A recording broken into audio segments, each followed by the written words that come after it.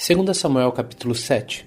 O rei Davi conseguiu controlar completamente o seu reino, e o Senhor Deus os livrou de todos seus inimigos. Um dia Davi disse ao profeta Natã: "Veja só, aqui estou eu, morando numa casa revestida de madeira de cedro, enquanto a arca da aliança está guardada numa barraca." Natã respondeu: "Faça tudo o que quiser, porque o Senhor Deus está com você." Mas naquela noite o Senhor disse a Natã: "Vai e diga ao meu servo Davi, que eu mandei dizer o seguinte: não é você a pessoa que deve construir um templo para eu morar nele. Desde que tirei do Egito o povo de Israel e até hoje, eu não tenho morado em nenhum templo. Tenho viajado morando numa tenda. Em todas as minhas viagens com o povo de Israel, nunca perguntei aos líderes que escolhi por que razão eles não construíram para mim um templo revestido de cedro. Portanto, diga ao meu servo Davi que eu, o Senhor Todo-Poderoso, digo o seguinte: eu tirei você do trabalho de cuidar de ovelhas nos campos, para que governasse o meu povo de Israel. Estive com você em todos os lugares por onde tem ido, e conforme você foi avançando, eu o defendi de todos seus inimigos. Eu farei com que você seja famoso, tão famoso quanto os maiores líderes do mundo. Escolhi um lugar para o meu povo de Israel e o fiz morar ali, onde eles viverão em paz. Desde que entraram nessa terra, eles têm sido atacados por povos violentos, mas isso não acontecerá mais. Eu prometo que livrarei vocês de todos os seus inimigos e que lhe darei descendentes. E quando você morrer e for sepultado ao lado dos seus antepassados, eu colocarei um dos seus filhos como rei e tornarei forte o reino dele. Será ele quem construirá um templo para mim, e eu farei com que os seus descendentes governem para sempre. Eu serei o pai dele e ele será meu filho. Quando ele errar, eu o castigarei como um pai castiga seu filho. Porém não retirarei dele o meu amor, como fiz com Saul, para que você pudesse ser rei. Você sempre terá descendentes, e eu farei com que o seu reino dure para sempre, e a sua descendência real nunca terminará." E Natã contou a Davi tudo o que Deus lhe havia revelado. O rei Davi entrou na tenda, sentou-se e orou assim: "Ó Senhor meu Deus, eu não mereço tudo o que fizestes por mim no passado, e a minha família também não merece.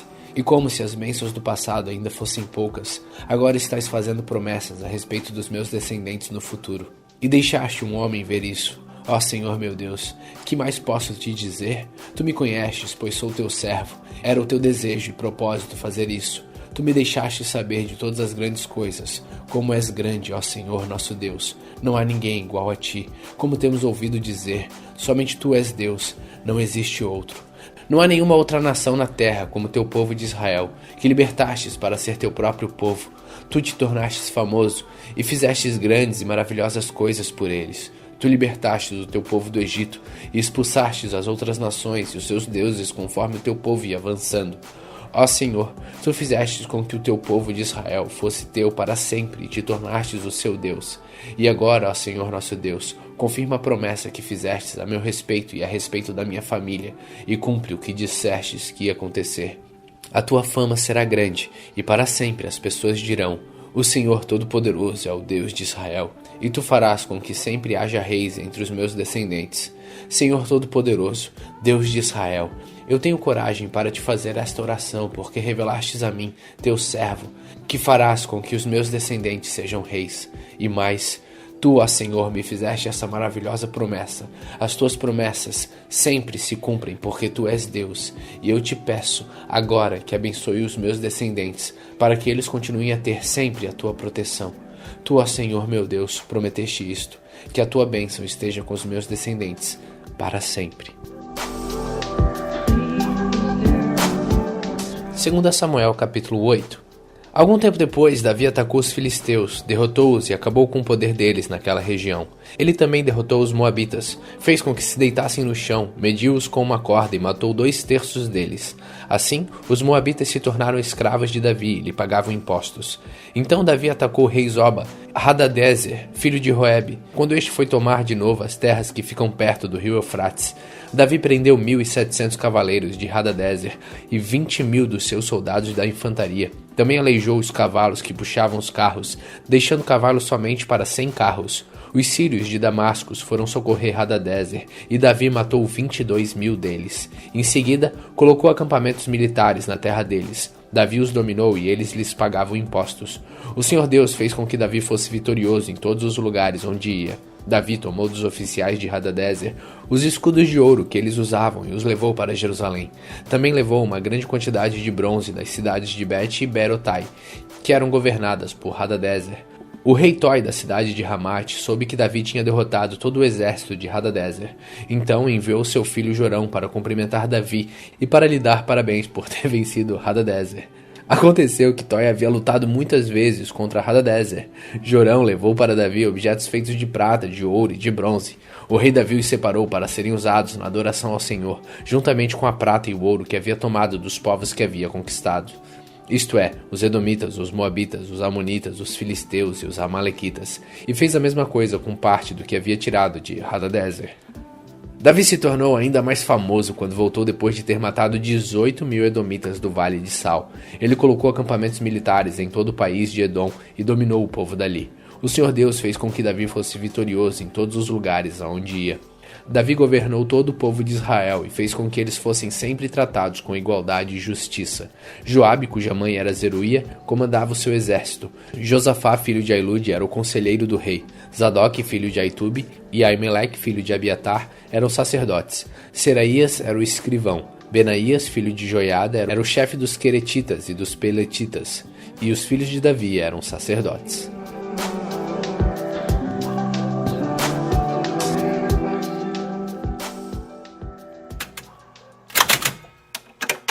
Salmo 139. Ó Senhor Deus, Tu me examinas e me conheces. Sabes como eu faço e de longe conheces todos os meus pensamentos.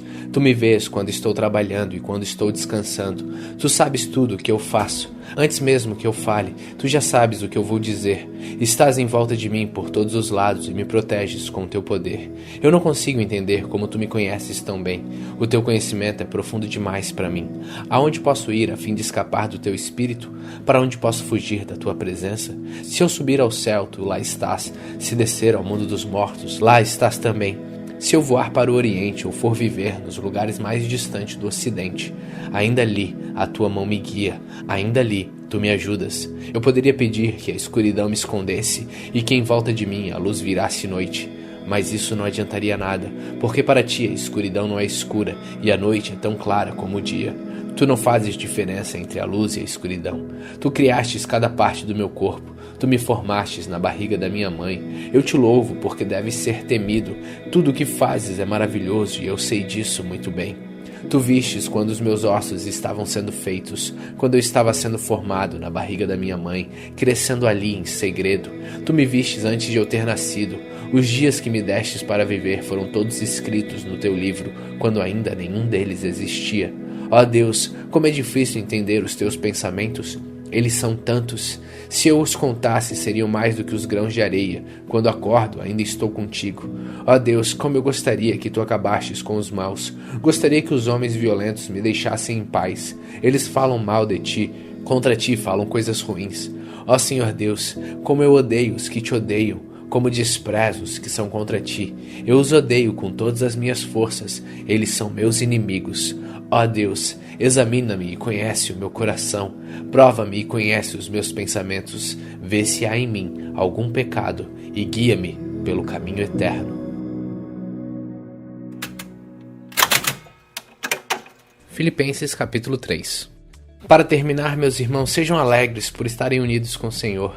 Não me aborreço de escrever repetindo o que já escrevi, pois isso contribuirá para a segurança de vocês. Cuidado com os que fazem coisas más, esses cachorros que insistem em cortar o corpo. Porque os que receberam a verdadeira circuncisão fomos nós, e não eles. Nós adoramos a Deus por meio do seu Espírito e nos alegramos na vida que temos em união com Cristo Jesus, em vez de pormos as nossas confianças em cerimônias religiosas, como a circuncisão. É verdade que eu também poderia pôr a minha confiança nessas coisas. Se alguém pensa que pode confiar nelas, eu tenho ainda mais motivo para pensar assim. Fui circuncidado ao 8º dia. Sou israelita de nascimento, da tribo de Benjamim, de sangue hebreu. Quanto à prática da lei, eu era fariseu e era tão fanático que perseguia a igreja. Quanto ao cumprimento da vontade de Deus por meio da obediência à lei, ninguém podia me acusar de nada. No passado, todas essas coisas valiam muito para mim, mas agora, por causa de Cristo, considero que não tem valor nenhum. E não somente essas coisas, mas considero tudo como uma completa perda comparado com aquilo que tem muito mais valor, isto é, conhecer completamente Cristo Jesus, o meu Senhor. Eu joguei tudo fora como se fosse lixo, a fim de poder ganhar a Cristo e estar unido com Ele. E já não procuro mais ser aceito por Deus por causa da minha obediência à lei, pois agora é por meio da minha fé em Cristo que eu sou aceito, e essa aceitação vem de Deus e se baseia na fé. Tudo que eu quero é conhecer a Cristo e sentir em mim o poder da sua ressurreição. Quero também tomar parte nos seus sofrimentos e me tornar como ele na sua morte, com a esperança de que eu mesmo seja ressuscitado da morte para a vida. Não estou querendo dizer que já consegui tudo o que eu quero ou que já fiquei perfeito, mas continuo a correr para conquistar o prêmio, pois para isso já fui conquistado por Cristo Jesus. É claro, irmãos, que eu não penso que já consegui isso, porém uma coisa eu faço: esqueço aquilo que fica para trás e avanço para o que está à minha frente. Corro direto para a linha de chegada a fim de conseguir o prêmio da vitória, e esse prêmio é a nova vida para a qual Deus me chamou por meio de Cristo Jesus. Todos nós que somos espiritualmente maduros devemos ter a mesma maneira de pensar. Porém, se alguns de vocês pensam de maneira diferente, Deus vai tornar as coisas claras para vocês. Portanto, vamos em frente, na mesma direção que temos seguido até agora. Meus irmãos, continuem a ser meus imitadores e olhem com atenção também aos que vivem de acordo com o exemplo que temos dado a vocês. Já disse isso muitas vezes e agora repito, chorando. Existem muitos que, pela sua maneira de viver, se tornam inimigos da mensagem da morte de Cristo na cruz. Eles vão para a destruição no inferno, porque o Deus deles são os desejos do corpo. Eles têm orgulho daquilo que devia ser uma vergonha para eles, e pensam somente nas coisas que são deste mundo. Mas nós somos cidadãos do céu, e estamos esperando ansiosamente o nosso Salvador, o Senhor Jesus Cristo, que virá de lá. Ele transformará o nosso corpo fraco e mortal, e fará com que fique igual ao seu próprio corpo glorioso, usando para isso o mesmo poder que ele tem para dominar todas as coisas. Filipenses capítulo 4. Meus queridos irmãos, sinto muitas saudades de vocês. Vocês me fazem tão feliz e me orgulho muito de vocês. Portanto, continuem todos firmes, vivendo unidos com o Senhor. Evódia e Sintique, peço por favor que procurem viver bem uma com a outra, como irmãs na fé. E a você, meu fiel companheiro de trabalho, peço que ajude essas duas irmãs, pois elas, junto com Clemente e todos os outros meus companheiros, trabalharam muito para espalhar o Evangelho. Os nomes deles estão no livro da vida, que pertence a Deus. Tenham sempre alegria, unidos com o Senhor. Repito, tenham alegria. Sejam amáveis com todos. O Senhor virá logo. Não se preocupem com nada, mas em todas as orações, peçam a Deus o que vocês precisam e orem sempre com o coração agradecido. E a paz de Deus, que ninguém consegue entender, guardará o coração e a mente de vocês, pois vocês estão unidos com Cristo Jesus. Por último, meus irmãos, encham a mente de vocês com tudo que é bom e merece elogios, isto é, tudo que é verdadeiro, digno, correto, puro, agradável e decente. Ponham em prática o que vocês receberam e aprenderam de mim, tanto com as minhas palavras como com as minhas ações. E o Deus que nos dá a paz estará com vocês. Na minha vida em união com o Senhor, fiquei muito alegre, porque vocês mostraram de novo o cuidado que têm por mim. Não quero dizer que vocês tivessem deixado de cuidar de mim, é que não tiveram oportunidade de mostrar esse cuidado. Não estou dizendo isso por me sentir abandonado, pois aprendi a estar satisfeito com o que tenho. Sei o que é estar necessitado e também sei o que é ter mais do que preciso.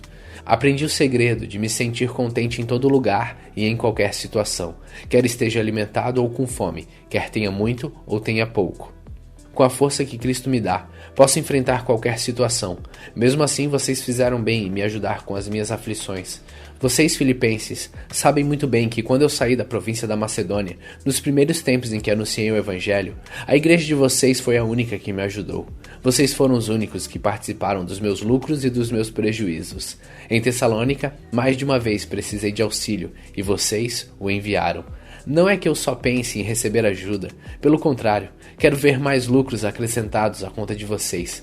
Aqui está o meu recibo de tudo que vocês me enviaram, e que foi mais do que necessário. Tenho tudo o que preciso, especialmente agora que Epafrodito me trouxe as coisas que vocês mandaram, as quais são como um perfume suave oferecido a Deus, um sacrifício que ele aceita e que lhe agrada. E o meu Deus, de acordo com as gloriosas riquezas que ele tem para oferecer por meio de Cristo Jesus, lhes dará tudo o que vocês precisam. Ao Deus e Pai seja dada glória para todos sempre. Amém.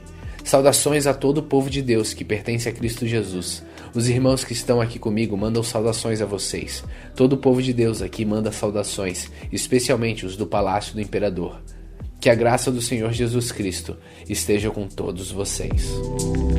Hoje, no dia 140 de nossa leitura, terminamos a carta aos Filipenses. Continue faminto, continue humilde.